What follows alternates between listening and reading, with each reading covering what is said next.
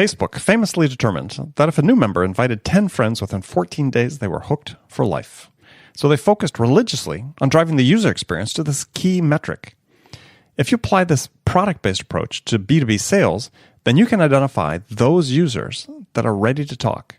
And this method is known as the Product Qualified Lead, or PQL. So if you sell in a freemium, open source, or trial model, then the PQL method is critical to give your sales team visibility into who is ready to talk. So talk to your data team, or better yet, partner with Whaler's team of data scientists to develop a PQL model tailored specifically for your business. You'll be empowered by knowing exactly when a user is ready to convert. To see specific examples, go to getwhaler.com/Andy. That's GETWHALR.com/Andy. And as a bonus, if you sign up to learn more about Whaler and PQLs, then Whaler will send you their optimized 2-page master services contract that you can leverage for your own business free of charge.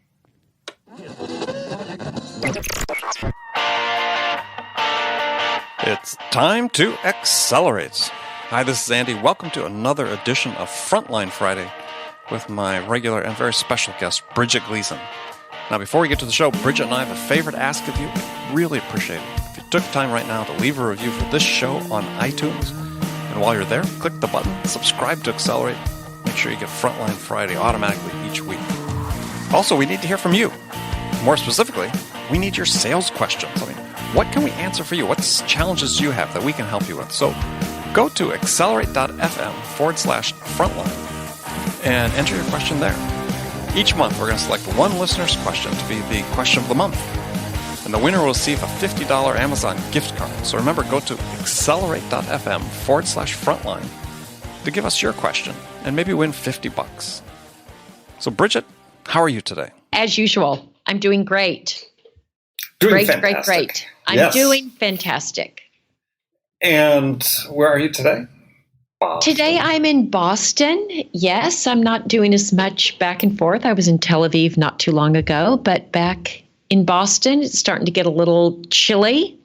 Isn't that nice? So it is sort of nice. I'm surprised that I'm saying that, given my California roots, but there's something about the change of seasons that's actually really nice. Just kind of entering a different stage. So I'm enjoying it.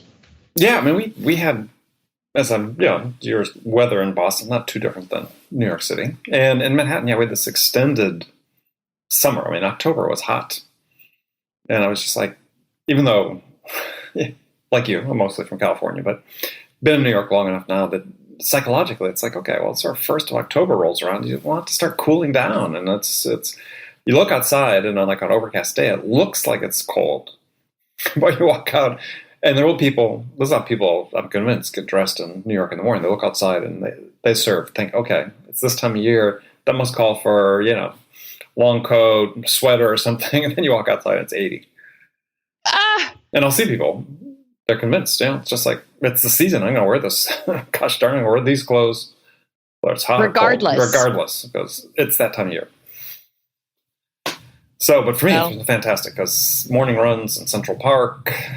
Beautiful. When the weather's a little chillier. And last week I run on a run and see these lights shining brightly like a playing field or something lit, and walk down, and it's the Woolman rink, the famous ice skating rink in Central Park that they had already frozen, and there were young kids out there with their coaches doing figure skating lessons at 6 a.m.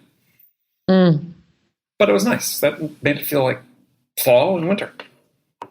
Isn't that great? Yeah. So, well, very cool. Very cool. So I thought today we'd tackle a topic we haven't talked about before, which is happiness. You say that like you're longing to be happy. Oh my God. I'm saying it, Andy, because I think about it a lot. And I think about it as it's something I think is, I think it's really important. I think it's something that I definitely work on a daily basis. I mean, I'm happy. Like I'm fortunate that I typically go to bed happy. I wake up happy. My resting state is happy. But when things are difficult or when there's stress, and there's a definite amount of stress as a VP of sales, I really want to be imperturbable. I want to be able to go with it and not let my internal state be rocked. So I love this topic. Okay. And we're giving you 5 bonus points for saying imperturbable. I do. I get it. Is that a big word? Yeah, I think so, yeah. We'll write that down. But I mean, that could be a Scrabble word for the day. You may be the winner. So, all right. Excellent. All right. Well, the reason this topic came up is because I'm reading this book. I really am enjoying it. I'm not completely through it, but the book is called The Happiness Track. And the subtitle is How to Apply the Science of Happiness to Accelerate Your Success. And written by, I believe, a professor, psychiatrist at Stanford University named Emma Seppala. And it makes a very strong case that we have to have everything sort of turn on its head. We tend to think that life and work becomes this rite of passage, and if we're not stressed, then obviously we're not trying hard enough, right? And that the only way to really succeed is to always be on, always be connected, and what she's saying is that the science is really showing that that's the opposite is true. Is that if we're coming from a place of calm, a place of centeredness, a place of focus, that our ability to be more successful at work as well as in life goes up. So I thought we'd sort of talk through some of the points that she raises, and I'd love to hear them. I think this is so important I just think for myself to have a great life. I don't want to be stressed. Sure, but I mean, this is usually a show about sales, and certainly in the current sales environment, as we see the model changing more inside sales, more data-driven, more metric and KPI-driven, that I believe the level of stress all up and down the chain in sales has been ratcheted up fairly substantially. And I believe it's ultimately self-defeating for us. So, but anyway, we'll get to that. But so early in the book, she talks about some studies that have been done about stress, and that one that was done within the last couple of years claimed that 58% of people surveyed, and it's a fairly broad national survey, claim that self-report, their level of stress is rising. That's just, across. And then Gallup did a poll fairly extensively, the Gallup organization, in 2014, of people at work. And their findings were that 50% of employees report that they are unengaged at work. So that's they're present but uninspired. And 20% are actively disengaged, meaning present but unhappy and unproductive, obviously. So for more than 2/3 of the workforce, sort of checked out in place. So she's saying that I thought was sort of the key point is she said that decades of research have shown that happiness is not and this is a quote from her, is happiness is not, quote, happiness is not the outcome of success, but the precursor, unquote. Happiness is not the outcome of success, it's the precursor. Yeah. It's saying that's backed by research, which certainly the book has that and cites it. But interestingly, that's really sort of inverts the pyramid, right? Where we tend to think that we work hard all of our life so we can be happy, acquire things, and we all sort of know on a fairly notional basis that we see all these people have been successful and acquired all these material possessions and so on, and they're not very happy at all. And I know that I mean, it's interesting. You're right that she's sort of turning what we believe on its head. And at the same time, when I hear you saying it, I don't want to wait until then or later or in the future to be happy. Mm-hmm. Like I'm not willing to wait. I'm not willing to have it be a condition of something that I'm doing now to be happy. So what you're telling me really resonates with just sort of how I want to live my life and how I want to sort of interact with work and my emotional attachment to work. And you're right. Sales is a stressful role. The fact that 58% self-report that their stress is rising, I think is tragic in a way. Like that's alarming. That's disturbing that people are more stressed. And why? Why are people more stressed? Well, I think that's one of the things, and I've referred to this before, and you and I have talked to this, is that I'd seen a study within the last year that's, I don't think maybe AARP or somebody did it, that surveyed people 65 and older, what's their single biggest regret in life as they look back. And they said that we worried too much. Mm. The number one thing is we worried too much.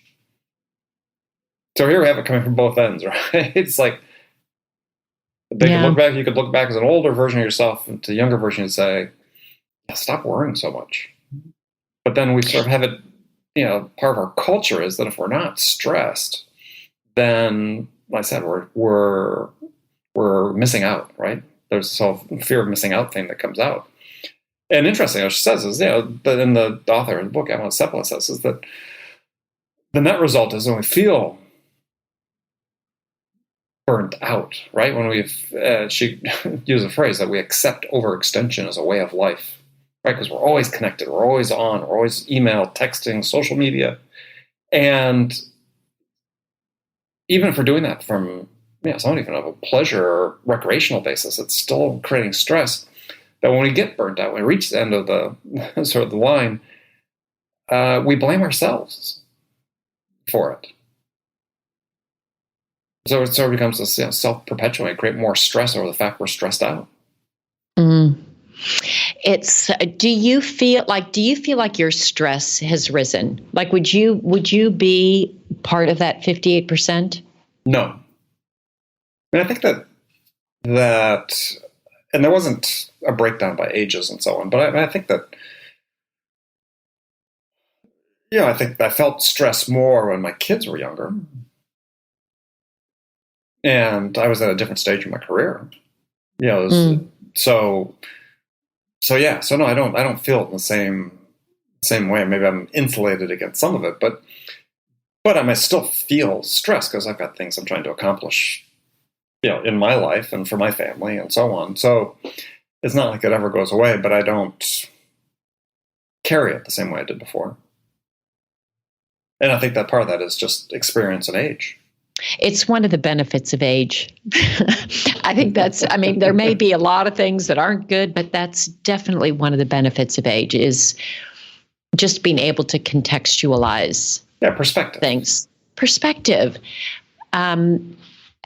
I love this. You said you would recommend the book? Oh yeah. Yeah. I mean, based on what I've read so far, it's I'm having a hard time putting it down. I've just been really busy and traveling this week. Stressed out, haven't been able to read. And what would you, thinking about our audience here, sure. And I just finished one-on-ones with one of my sales managers, and he was telling me that, the team is feeling a lot of stress and, and just, are we going to hit the number? Do we have enough leads coming in? And all the usual things that salespeople, and I feel too, like I understand that. How would this author, what would her recommendations be? Like how?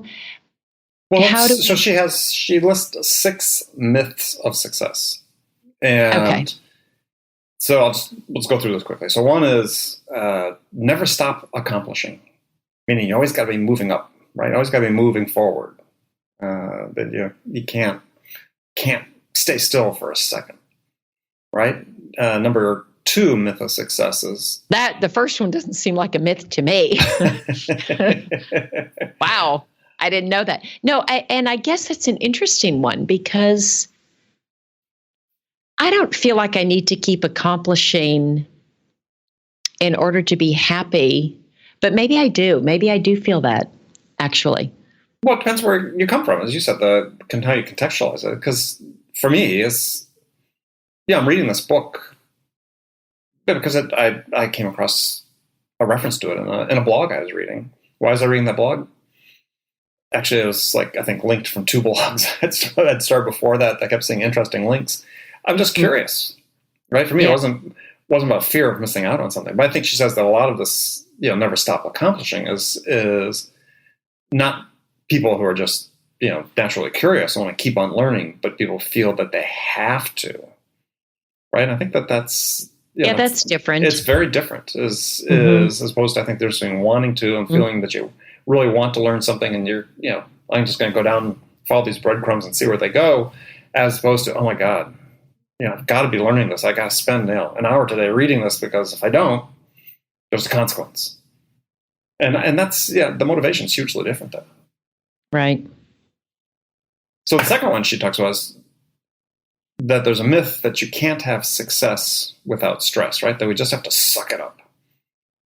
And what she talks about is that, stress is unavoidable in life, but we have to learn how to rebound from stress. That's how she really defines resilience. She gives this example about comparing us to, let's say, like what's the name of like a springbok, I guess, African antelope that's being chased by a lion, is that, they have the fight or flight reaction. But as soon as they have avoided the lion, assuming they do, then they immediately go back to a calm state. They're not sitting there thinking about, oh my gosh, was I lucky I got away from him that time? And what am I going to do to make sure it doesn't happen again? Which is what we do as people, right? And so she says, one of the lessons she gets into later in the book with breathing exercises and so on is, how do we return ourselves to a more natural state between moments of stress, as opposed to just being on a high flat line all the time, or an ascending scale of stress at all times. Yeah, great one. That really resonates. It's as I said at the opening of this episode, that my resting state is happy. So if I have a way to continue to get myself to that resting state, that's good. Yeah, there's going to be peaks, but sometimes it takes me too long to get to that, to get back to that place. Yeah.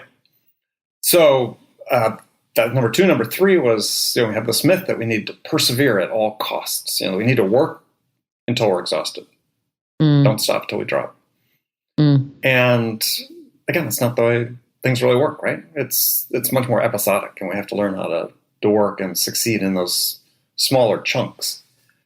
The next one I found very interesting, and we've talked about this before, is one of the myths of success is that you have to really focus on your niche. You have to know and absolutely everything, and basically almost ignore everything else except what you're specializing in. And I've lived by the words of this Thomas Huxley we talked about before, who, great quote was, you want to know something about everything and everyththing about something. And I think that's a great quote. Right. It's a great quote. A much better way than just, because what you're doing is, part of the reason your stress goes up when you put all of your eggs into one basket that way is, what if it doesn't work? Yeah. Her next one, number 5, was, a myth of success is you have to play to your strengths. But the implicit, as she points out, the author, the implicit message there to play to your strengths is avoid your weaknesses. And really you want to strengthen your weaknesses. as opposed to avoid them. And so that becomes stress inducing for people. If I get put into a situation where I have to speak in public, right? I don't mind selling to somebody, but I don't like to speak in public, let's say. That's not my problem. But I know lots of salespeople, right? They'll stand in front of 2 or 3 customers, no problem, but put them in front of a room of 100 people. So let's just use that example, right? They'll avoid public speaking. But maybe that'd be the best way to take their career to the next level.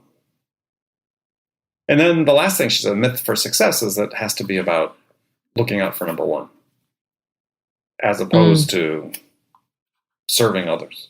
And obviously that plays big into sales too, right? If we're in sales and our whole motivation is I've got to hit my number, as opposed to what am I going to do to really help my customer succeed, then that also then becomes very stress-inducing as a barrier to happiness.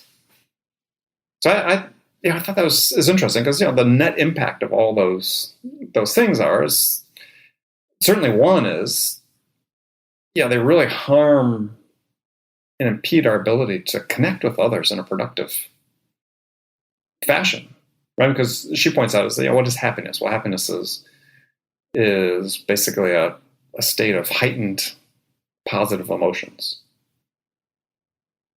And so those emotions help us connect with other people, right? When we're happy. Part of the reasons you're successful in sales is you're happy. And that she refers to in the book as that science is showing that's actually contagious when you're talking to another person. Yeah, I had said to our VP of Customer Success is a really upbeat, optimistic, happy person. And every time he comes in, he's always got a big smile on his face and how are you doing today? And it's great to see you. And I asked him yesterday, I said, Boaz, do you wake up happy? And he said, oh, Bridget, yes, I wake up and I think, oh my God, I'm here. I made it to another day. Yes, I'm happy. And he said, why are you asking me that? And I said, well, I tend to be the same way. And I really enjoy, I always look forward to seeing you because moods are contagious. And I know that when I see you, regardless of my mood, you being upbeat, optimistic, and happy, it just lifts me. Mm-hmm. And so I just appreciate it. I look forward to it. I know that my encounters with you are generally positive. He's upbeat and happy. And it's so helpful. That dynamic is so helpful.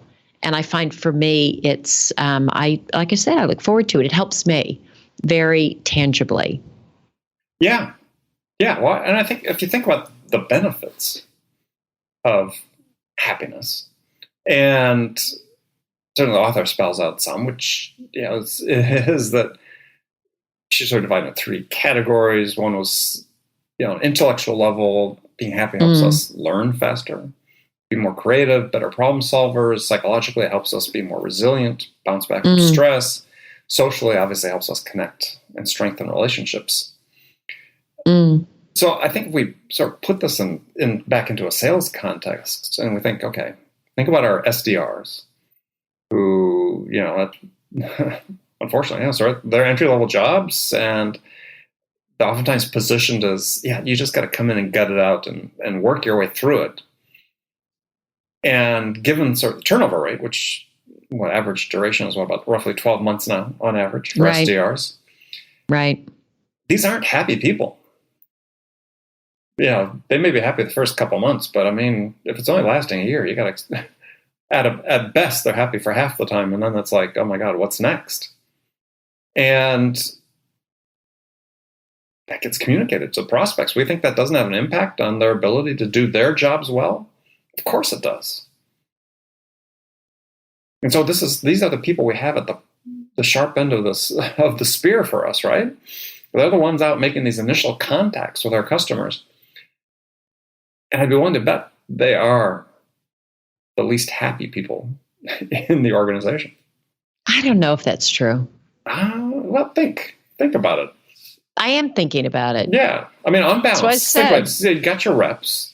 Yeah, they've got their KPIs. They got their metrics. They got to make these calls. Success rate is pretty low.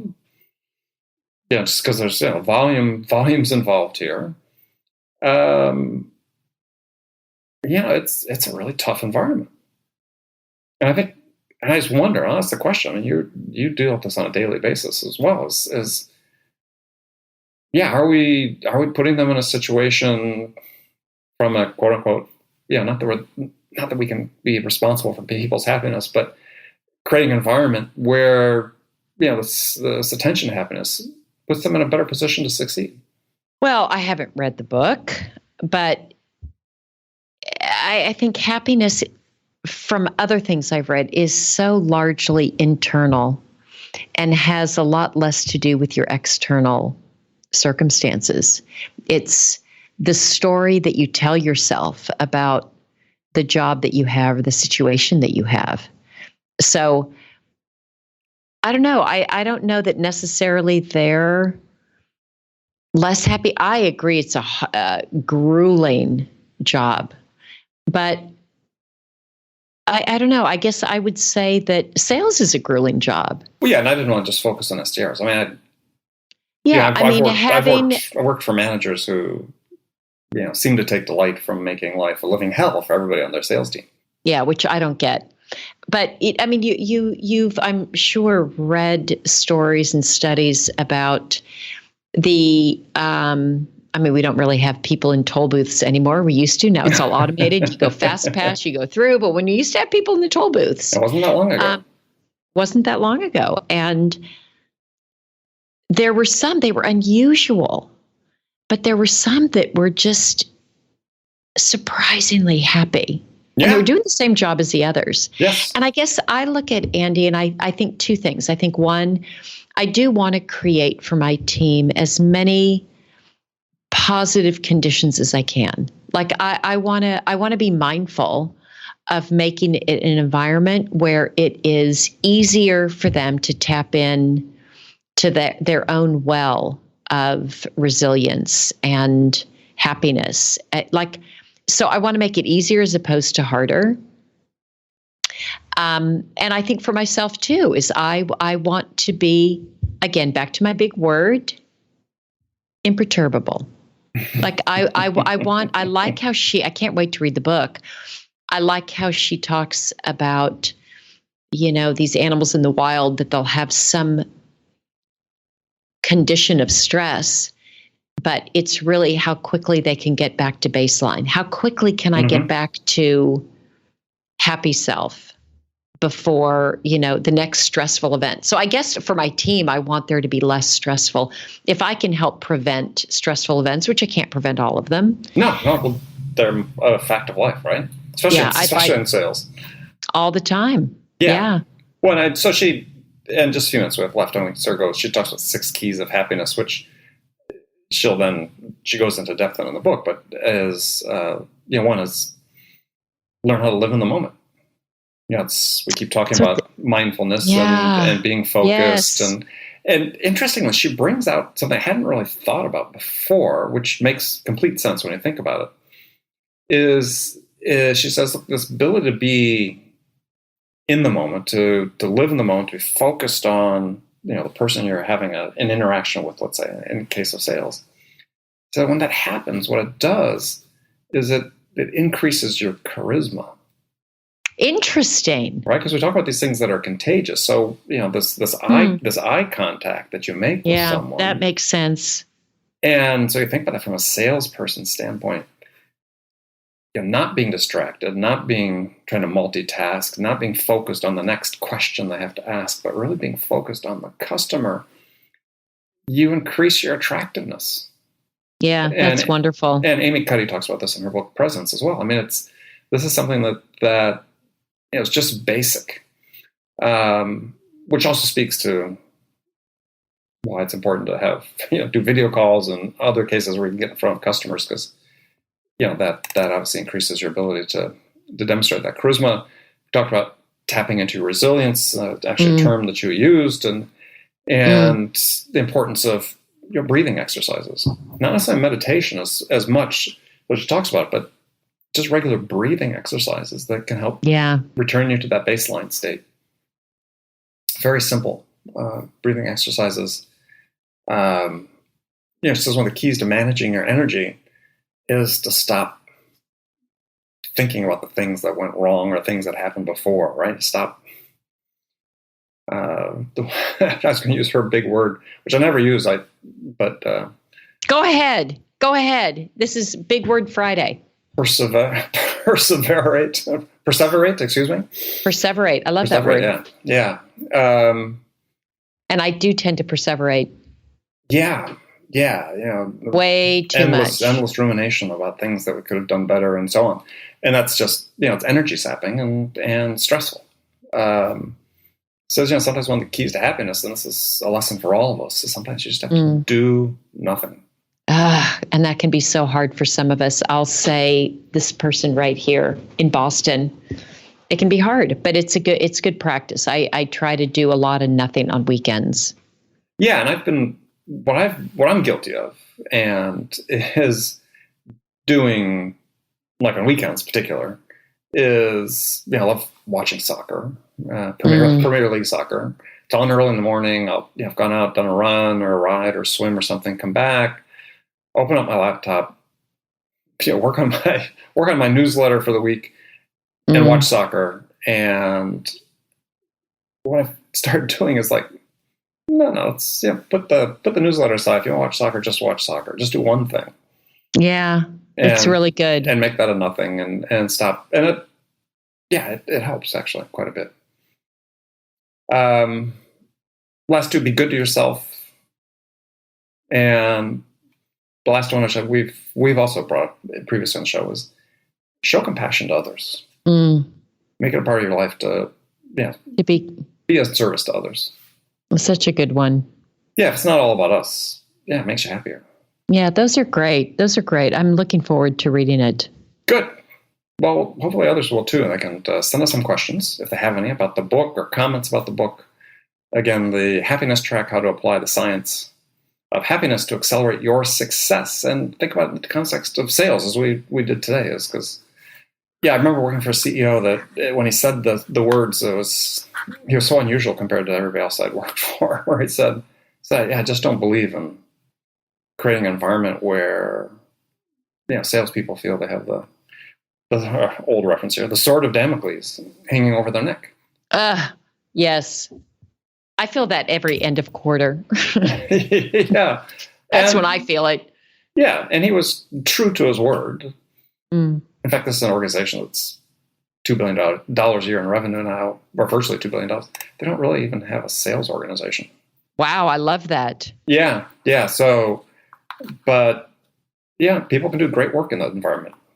And I think it's a challenge for us as those of us listening and involved in the show, and I said in the audience, and you and I, is how do we